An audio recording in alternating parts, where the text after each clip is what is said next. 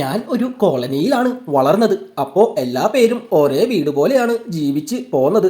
ഈ കോളനി കഴിഞ്ഞ് തൊട്ടപ്പുറത്ത് ഒരു വലിയ പറമ്പുണ്ട്. ഞങ്ങൾക്ക് അങ്ങോട്ട് പ്രവേശനമില്ല. അതൊരു മേലാളൻ എന്ന് സ്വയം വിശേഷിപ്പിച്ച് നടക്കുന്ന ഒരു വ്യക്തിയുടേതാണ്.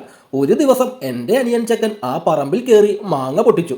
അപ്പോൾ അയാൾ ഇത് കണ്ടിട്ട് അവനെ പിടിച്ച് അടിച്ചു. അടിക്കുമ്പോൾ അയാൾ പറഞ്ഞത് നീ ഇന്ന ആളുടെ മോനാണ് എന്നും പറഞ്ഞാണ്. ഇത് അവന് നല്ല വിഷമമുണ്ടാക്കി. 2 ദിവസം ആ കൊച്ചു പയ്യൻ ട്രോമയിലായിരുന്നു.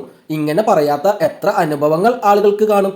വേടന്റെ വാക്കുകൾ. എടാ, വേടൻ എന്ന പൂടാ വല്ലവന്റെയും പറമ്പിൽ കയറി കട്ടാൽ അവർ ചിലപ്പോൾ പിടിക്കും, അടിക്കും, ഇടിക്കും. അത് സ്വാഭാവികമാണ്.